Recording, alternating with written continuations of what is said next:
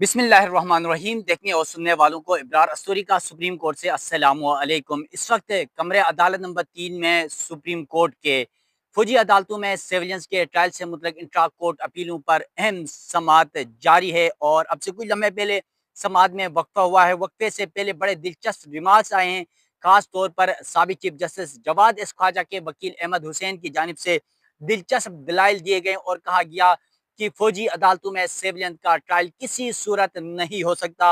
उन्होंने माजी के हवाले दिए, एफ.बी. अली केस का हवाला दिया और एफ.बी. अली केस वो केस है जिसका ट्रायल मिलिट्री ट्रायल जो है बतौर जज जनरल जियाउल हक ने किया था और वो कहा गया कि मेजर थे उस वक्त। उन्होंने जो है इस हवाले से ट्रायल किया और बाद में उनको तरक्की देकर आर्मी चीफ बनाया गया, यानी ये कहा गया कि उन्हें नवाजा गया। तो इस तमाम तर सूरत हाल में ख्वाजा हारिस जो वज़ारत दिफा के वकील थे, उन्होंने 14 समातों पर दलाइल मुकम्मल किए थे और आज तीसरे दिन भी साबिक chief justice Jawwad S Khawaja के वकील के दलाइल जारी हैं। जजेस की जानिब से दिलचस्प रिमार्क दिए गए, खासतौर पर जस्टिस हसन अजहर रिजवी ने, जस्टिस जमाल मंदुखेल ने, जस्टिस अमीनुद्दीन खान ने, जस्टिस मुसद हिलाली ने। ये क्या रिमार्क दिए गए हैं और वकील की जानिब से क्या दलाइल दिए गए हैं, जबकि कमरे अदालत में एडवोकेट लतीफ़ खोसा मौजूद हैं। इसके अलावा सलमान अकरम राजा कमरे अदालत में मौजूद हैं, शिबली फराज पीटीआई के रहनुमा कमरे अदालत में मौजूद हैं। इसके अलावा इमरान खान के भांजे हसन नियाजी, जिनको फौजी अदालतों ने 10 साल कैद की सजा सुनाई है, उनके वालिद वो कमरे अदालत में मौजूद हैं। तो आज की समाअत का अहवाल आपके सामने रखता हूँ कि आज जब समाअत शुरू हुई तो साबिक chief justice Jawwad S Khawaja के वकील अहमद हुसैन ने अपने दलाइल का आगाज किया और सबसे पहले ही उन्होंने ये सवाल उठाया कि सिविलियंस का कोर्ट मार्शल किसी सूरत नहीं हो सकता, जबकि फौजी अदालत का तरीकाकार शफाफ ट्रायल के तकाजों के बरखिलाफ है। शफाफ ट्रायल के तकाजे पूरे नहीं होते हैं। इसके अलावा सुप्रीम कोर्ट के तमाम 5 जजेस ने फौजी अदालतों में ट्रायल के तरीकाकार को शफाफ होने से इतफाक नहीं किया। सुप्रीम कोर्ट के ही 5 जजेस का वो हवाला दे रहे हैं उस फैसले का कि साबिक चीफ जस्टिस उमर अता बंदियाल के दौर में सुप्रीम कोर्ट ने फैसला सुनाया था और 5 जजेस ने फैसला दिया था कि फौजी अदालतों में सिविलियंस का ट्रायल नहीं हो सकता। अब इस मामले पर वकील अहमद हुसैन ने के जब इस बात पर जस्टिस हसन अजहर रिजवी ने कहा कि क्या धमाके करने वाले और आम सिविलियंस में कोई फर्क नहीं है, सवाल पूछा उन्होंने, जिस पर जो वकील अहमद हुसैन है उन्होंने कहा मैं किसी दहशतगर्द या मुलजिम के दिफा में दलाइल नहीं दे रहा। सिविलियंस का कोर्ट मार्शल मुमकिन होता तो फिर 21वीं तरमीम ना करनी पड़ती। ये असल पॉइंट बता रहे हैं कि अगर सिविलियंस का मिलिट्री कोर्ट्स में ट्रायल मुमकिन था तो फिर 21वीं तरमीम लानी क्यों पड़ी, 21वीं तरमीम क्यों की गई।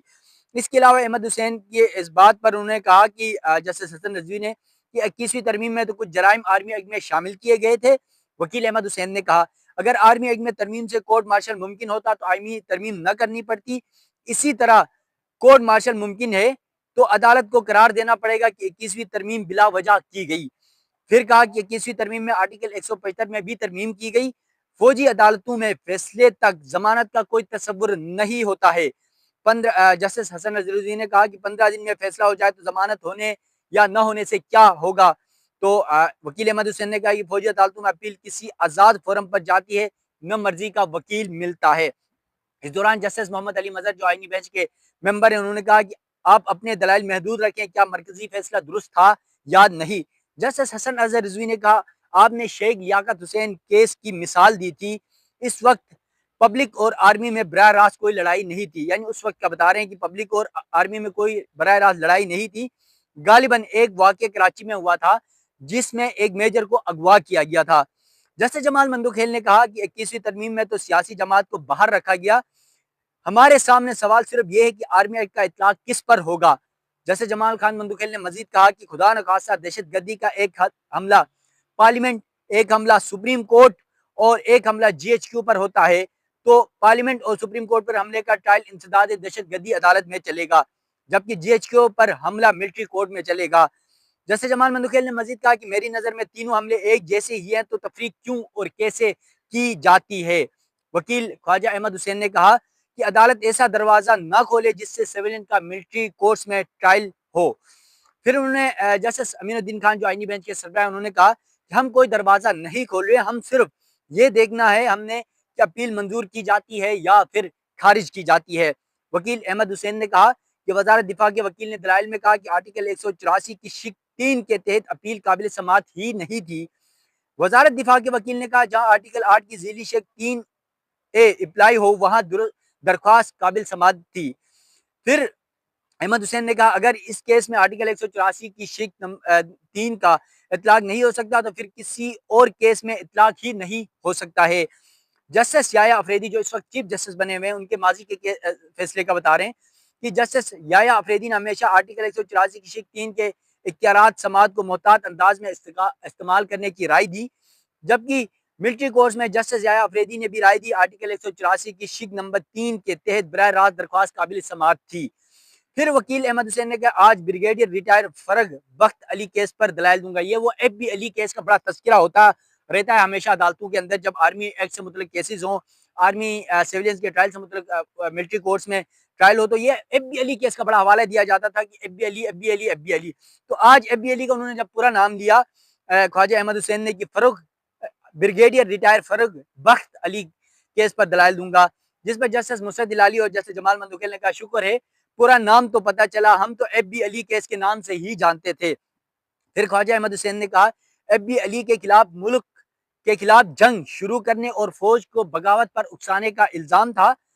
ایف بی علی کا court martial major general Zia ul-Haq نے 1974 میں کیا، یعنی وہ کہہ رہے ایف بی علی کا جو کورٹ مارشل کیا جو آرمی چیف جس کو بہت بڑا جس نے 11 سال اقتدار کا ایوان سنبھال کے رکھا، وہ تھے ضیاء الحق۔ کہہ رہے ہیں کہ جب وہ میجر جنرل تھے ضیاء الحق، تو انہوں نے 1974 میں ایف بی علی کا کورٹ مارشل کیا اور ایف بی علی نے بٹو کی حکومت کا تختہ الٹنے کی کوشش کی تھی۔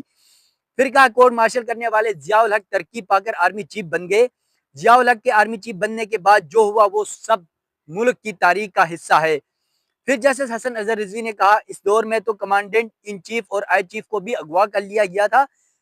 اغوا کرنے والے نے، اغوا کار نے اپنی کتاب میں بعد میں وجوہات بھی تحریر کی، جس پر جسٹس مسرت ہلالی نے کہا ویسے وجوہات کیا تھیں۔ جسٹس حسن رضوی سے جو ہے وہ مکالمہ کرتے ہوئے کہا اور گپ شپ کرتے ہوئے کہا، تو جسٹس حسن رضوی نے جواب دیا کہ اس کے لیے آپ کو کتاب پڑھنا پڑے گی۔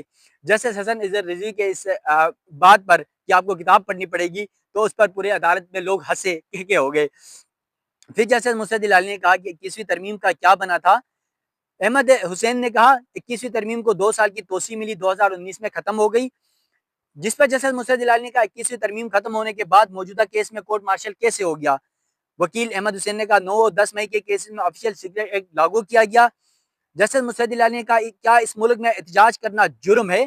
وکیل احمد حسین نے کہا احتجاج کرنا جرم نہیں، املاک کو نقصان پہنچانا جرم ہے۔ اہم سوال ہے کہ کورٹ مارشل نہ ہو تو کیا ملزمان آزاد ہو جائیں گے؟ جواب یہ ہے کہ ملزمان آزاد نہیں ہوں گے، کیونکہ انسداد دہشت گردی کا قانون موجود ہے اور انسداد دہشت گردی عدالتوں میں ان کے جرم کے حوالے سے مقدمہ چلے گا، ان کا ٹرائل ہوگا اور وہاں سے سزا بھی ہوگی اگر وہ اس پر جو ہے ان پہ ثابت ہو جاتا ہے۔ تو اس کے بعد عدالت نے کیس کی سماعت میں وقفہ کر دیا اور ابھی وقفے کے بعد دوبارہ سماعت شروع ہو چکی ہے اور سابق چیف جسٹس جواد خواجہ کے وکیل احمد حسین اس وقت بھی دلائل دے رہے ہیں۔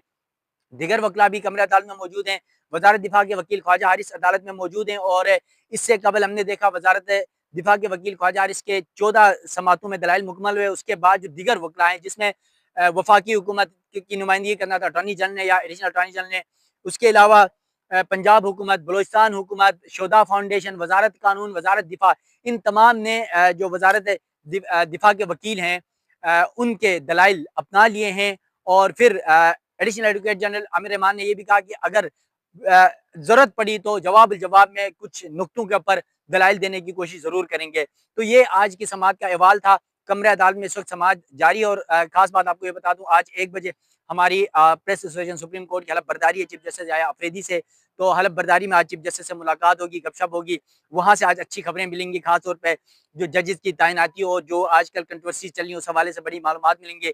تو آج کا جو دوسرا میرا شام کا ولاگ ہوگا وہ انتہائی اہم ہوگا، کیونکہ چیف جسٹس سے ملاقات کے بعد وہ ولاگ بھی آپ کے سامنے رکھوں گا، کیا کیا باتیں ہماری ہوئی، کیونکہ بطور سپریم کورٹ پریس ایسوسیشن جو سیکرٹری مالیات کا میں خود عہدے کا حلف اٹھا رہا ہوں، تو آج انشاءاللہ عہدے کے حلف کے بعد جو بھی ڈیٹیل ہوگی وہ آپ کے سامنے رکھوں گا۔ سپریم کورٹ سے مجھے دیجیے گا اجازت، اللہ حافظ۔